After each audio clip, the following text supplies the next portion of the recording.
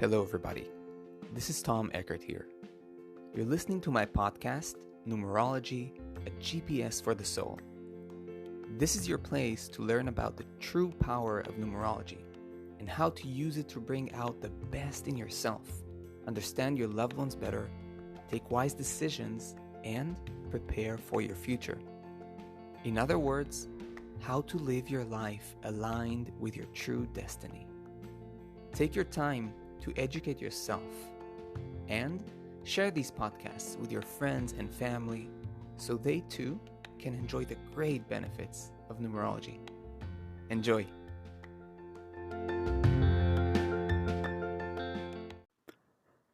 Hello there to all my listeners to yet another fascinating podcast episode. Today, we're going to explore a topic that I actually wanted to talk about for a long time. It has to do with why some people that receive numerology readings don't resonate with anything that's being said. This is an experience that many numerologists, encounter and are sort of baffled. And we need to give answer to that. Is it because numerology is not real? Is it because we lack knowledge? Is it something about the clients we meet? We'll explore all of that in the following episode. But before anything else, if you're new here, welcome. Welcome to this podcast. In my podcast, we discuss numerology as a path for inner transformation, for spiritual growth, for self-knowledge and self-understanding. I personally attempt to make numerology accessible and applicable for everyday life matters and do my best to provide you with grounded information so that you can apply numerology in order to live a better life, a more conscious life, more balanced, more aligned with yourself, with your soul, and your true purpose. Now, here are a few ways you can dive deeper into numerology, should you wish to do so. The first and foremost, which I always recommend, is to book a numerology reading with me. In a numerology reading, you can ask any question that is burning in your life and get not only precise answers, but great clarity for your path. Now, you can read more about my readings, the type of readings that I offer, and contact me to book your reading through the link in the episode description. If you want to go deeper and you want to study numerology, or even possibly pursue it as a career, then I invite you to check out my numerology study paths. The first is my self-study numerology course, where you can learn the fundamentals of numerology at your own pace in a comprehensive way on your mobile device, your tablet, or your laptop. It's self-paced, right? And you can study it from home. But if you want to go deeper and want to study in-depth numerology and want to get fully certified, then definitely check out my complete path of certification, all the way from beginner to a numerology professional, and where you can get certified as a numerologist. Now, to read more about both paths, check out the links in the episode description. So now let's dive into today's topic. Now, numerology is a very reliable and solid system that has been practiced for, thousands of years by various cultures and spiritual traditions, many of which, by the way, have not been in touch with one another. We're not talking about, nowadays in a globalized world with internet and airplanes. We're talking about, 2,000, 3,000 years ago. Now, when I give a numerology reading to clients, I personally trust the information I see. However, for every practicing numerologist, it happens once in a while that a person they give a reading to doesn't resonate with what the numbers reflect. And it naturally begs the question, how is that possible? I mean, if numerology is accurate and trustworthy, as I and many other traditions claim, how can it be that some people really don't resonate with what they hear? I mean, it's okay if if you don't resonate, or if one doesn't resonate with, let's say, 10 to 20% of what's being said, that's normal, because, where numerology is not like, a 100% accuracy science. But as long as the person resonates with, 80%, that's been a good reading. But to really, okay, really not resonate, for example, like to not resonate with more than 70% of what's being shared, definitely raises these questions. Now, I mean, you might be one of those people who got a numerology reading and really didn't resonate. In which case, I highly recommend listening to this episode that can, clarify for you why you did not resonate. And if you aren't one of those people, it's very important that you learn why this can happen sometimes, so that you don't get discouraged in your practice of numerology or lose trust in numerology altogether. As a numerology expert, I've come to see a few major reasons for this phenomenon, and I will explain them in a moment. But before that, I just want you to know that it is always the exception when people don't connect to what you say to, or don't resonate with it. In fact, I can share that in my own work with clients, 98 to 99% of my clients really do resonate with the readings, and sometimes are even positively spooked by how accurate it is.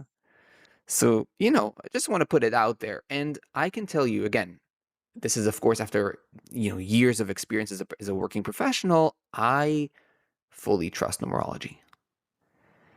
Um, but having said that, let's dive deeper into the reasons of why people, don't resonate sometimes. So, as many of you already know, numerology is not taught in colleges or universities, and as such, has no quality control. Anybody can basically claim to be a numerologist. Someone may read, a few books and decide to start giving readings. Somebody else may listen to some YouTube videos and some TikToks about, the numbers and the locations and start giving readings. Now, I'm not in any way against experimenting at all, but I do find it problematic that people with so little experience give readings to people as if they were professionals, instead of telling them that they are only dabbling with numerology and might indeed lack much knowledge and experience. So, the first reason for people really not resonating with a numerology reading is simply the fact that they received it from an inexperienced and unprofessional so-called numerologist. The knowledge is incomplete at best and highly inaccurate at worst. And this can indeed be perplexing and leave a very negative impression on the receiver, on the client. So, as I always say, there is no substitute to studying numerology directly from a numerology expert, a numerology teacher. It might not be, easy to find one, agreed, but it's worth the effort of searching. I can assure you that highly trained numerologists get far more positive feedbacks than negative ones. And I also want to say, if you are an inexperienced numerologist and you still want to, you haven't received proper training, you're just dabbling, you're reading books, you're watching YouTubes, you're reading things on websites, whatnot. Again, nothing wrong with that. But when you give a reading to someone just for fun, at least be honest and tell them that you're not professional. You haven't been trained properly by a teacher that is really, really well versed in numerology. It knows all the ins and outs and the subtleties of the art. And then, you can also say, hey, maybe some of the things I'm going to say are going to be a little bit off. Don't take this to be right, like a demonstration of a real professional numerology reading. And then you're first of all, you're not gonna put yourself in the position of being eventually, disappointed of yourself, and you're also not in some way deceiving the other person. Like, they know that what they're receiving is a more like a amateur sort of reading and not professional, and therefore they won't have this impression that numerology is some kind of like the form of charlatanism or some kind of like pseudo, spiritual science, whatever. Now, let's move on to another reason people don't resonate with readings. Now, some people approach numerology with a pre-existing negative and a highly suspicious attitude. In a way, they only get a numerology reading in order to prove numerology and the numerologist wrong. Sometimes this happens because their partner pushed them to get a reading. Happened to me, for sure. Sometimes it's a negative habit of simply trying out things only to prove to oneself that they don't work. And again, it might not be only with numerology. It's like, some people, for whatever reason, they go to a therapy only to prove that it doesn't work. And then they try another system only to prove that it doesn't work because something in them is still resisting transformation. And then they would also go and get a numerology reading only to prove to themselves that it doesn't work. And they will resist, you see? So that whatever you tell them, they will resist. At other times, it can be an egoic need to prove others wrong. This is really also something that happens a lot. You see, we are complex human beings with much uninvestigated baggage moving us in life, much uninvestigated motives that move us. I personally do not agree to give readings to people of such a kind. And if I happen to understand that the person is coming to me for the wrong reasons, I refuse to give them a numerology reading. If someone is unready to receive, okay, by law, they will not be able to listen and see what's given to them. This unconscious resistance in them will not allow them to see the truth that is communicated to them in the reading. Unconsciously, they will be blocking it away and finding flaws even where they do not exist. So that's why I always tell my students to never try to convince anyone to get a numerology reading, to never try to prove to anyone that numerology works. Like any spiritual science, a person has to have a certain level of willingness and ability to sense themselves on a deeper and more subtle level. And indeed, not all people are ready or able to do that. And that should be respected. But if you do bump into such a person in a reading, just don't be surprised if they resonate with nothing that you say. So, uh, you know, just for you to, I'm saying these things so that you become aware of these situations so that you don't get discouraged when you meet such a person. Don't take it on yourself. See the situation clearly. Some people are not ready. Moving on to our next reason that has to do with people being very unconscious of their own true energies. But before I say anything about that, if you are enjoying this podcast and you want to keep learning more grounded, applicable, and high quality numerology, make sure to click the follow or subscribe button and turn on the notification bells on the platform you're listening from. And make sure to become part of my numerology community. And also, make sure to check out the comment section and leave a comment on an episode you liked, share your thoughts, even ask questions. It's your opportunity to connect with me directly, and I will attempt to answer as many comments as I possibly can. Now, not all platforms offer the option of commenting, so definitely try YouTube and Spotify.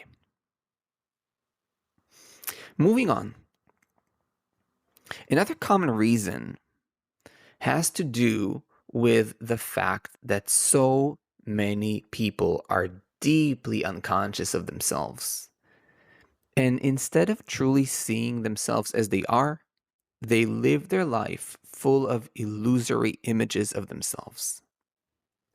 People who are stingy and contracted may think they are loving and generous. People who are always angry and quick to react might insist that they are always very patient with everybody. This is really simply the state of consciousness of the world. Pardon me, of the world. It's unfortunately not very illuminated, to say the least. This is more prevalent, I would say, in older generations, where being sensitive to who you truly are was mocked at and even considered a weakness. Now, when I speak of older generations, I'm very roughly speaking of people who are today about 65 years old um, and older. Okay. Now, naturally, there are always exceptions. Let's be very clear about that. I know some wonderfully conscious and tremendously wise people of older generations, but by and large, during those times, there was less openness to conscious awareness of oneself, as I'm sure many of you who come from these generations will attest to. Many people were simply forced to marry, for example, and have kids, or find a job in a well established company, regardless of whether they wanted kids or not, whether they wanted to work in a certain company or not. In fact, many of them didn't even ask the question of whether they wanted or not. It was simply the way of things, the way things function, and that's it. Today, there is much more space for self exploration, and therefore people are more self-aware. Now that's why, giving a reading to some people of those generations, I'm really speaking from experience, can result in a very friendly encounter. Again, like this is not going to be someone who is going to like purposefully like not agree with you or not resonate. These people might be very innocently, interested to try a numerology reading. So it can be a very friendly encounter, but filled with a sense of misunderstanding and some awkwardness, not really knowing what what are like all of those specific qualities that are being described to them, during a reading about their about their whatever, weaknesses and potentials and trauma and so on and so forth. In these generations, also accepting trauma or psychological issues was much less prevalent, right? So, like, therefore, speaking to people of these generations about their blocks or even unique talents can prove totally futile, and they themselves don't recognize them or even honestly deny them altogether.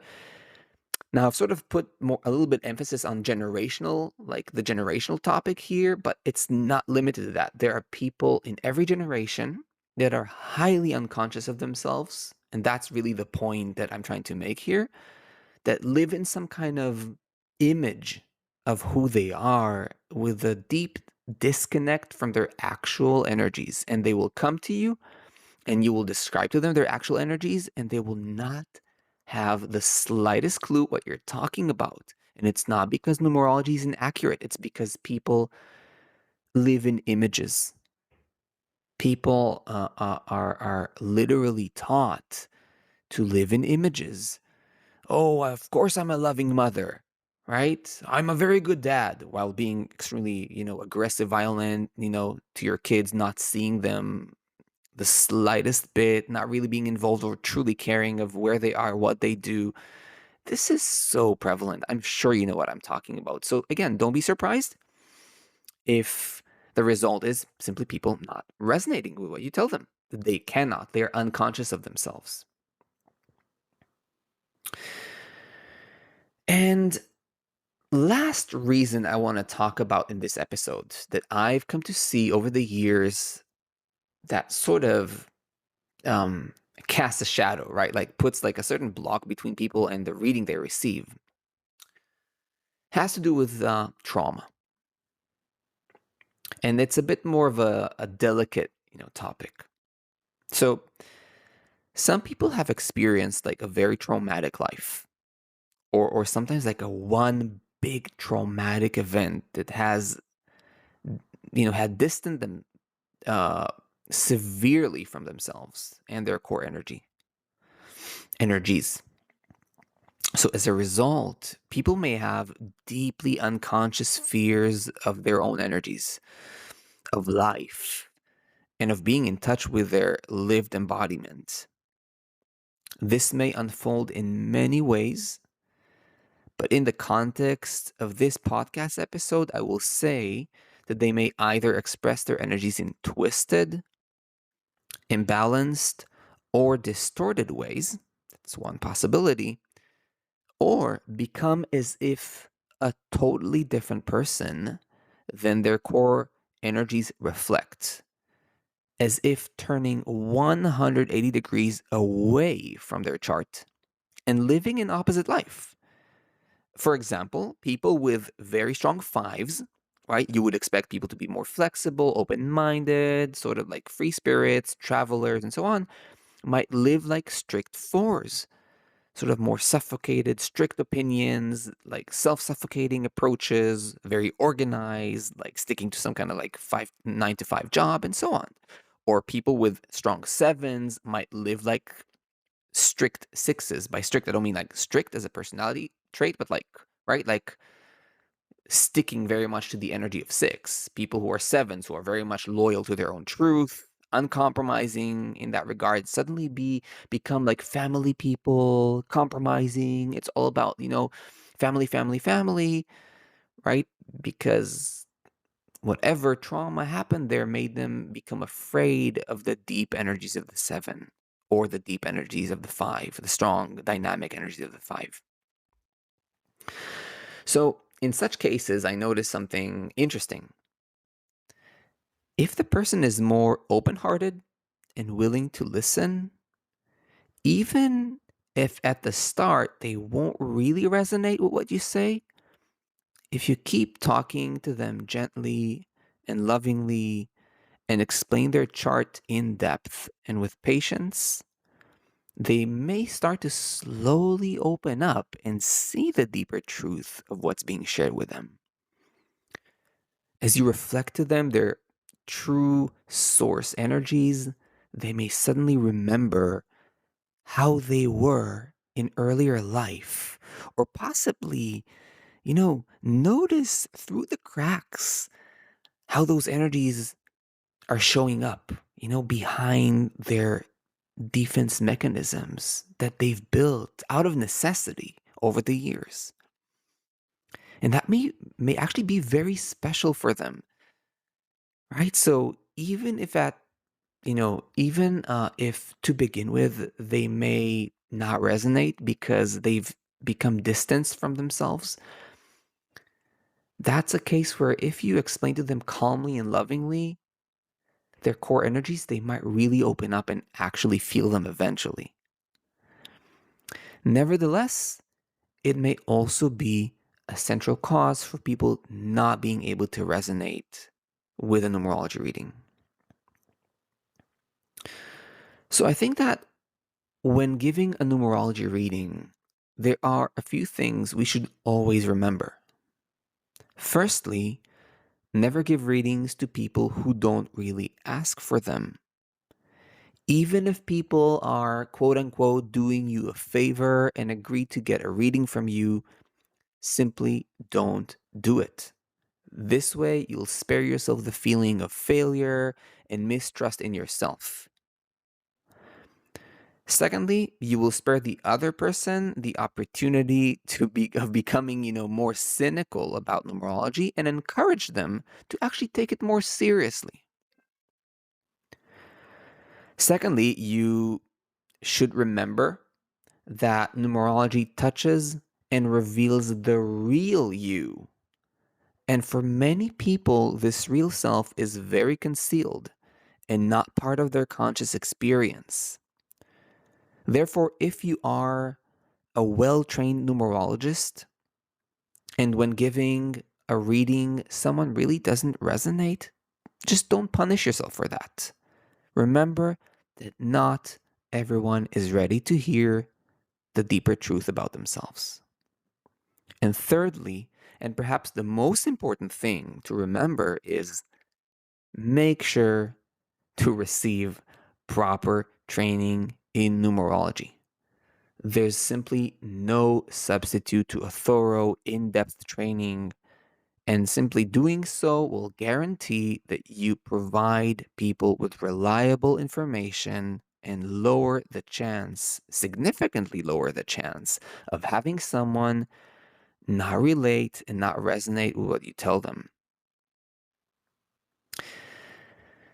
Great, my friends. So this sort of sums up what I wanted to share with you about this topic, and I hope this strengthens, your understanding of how important it is to approach numerology with the proper depth, and also how to see people that come to you in a way that you don't project onto yourself things that do not belong to you. And before we wrap this up, if you have enjoyed this podcast and you want to keep learning in-depth and high-quality numerology, make sure to click the follow or subscribe button and turn on the notifications bell on the platform you're listening from and become part of my numerology community, my friends. And also remember to check out the comment section. As I've said, leave a comment on an episode you liked, on a topic you liked, share your thoughts, ask questions. It's our opportunity to connect. Don't forget also to check out my professional numerology readings, a great way to get started off with numerology and get clarity about your life. And finally, if you want to dive deeper into numerology yourself and acquire deeper mastery in the art, check out my self-study numerology course and my in-depth numerology certification studies.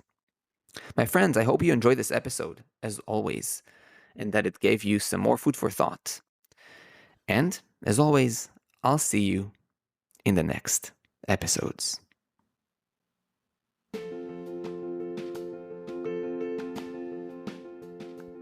I hope you enjoyed this podcast. If you did, and you want to go deeper into numerology, check out my website, tom-eckert.com. You can also book a numerology reading or even study numerology yourself through my courses. I'll see you in the next episode.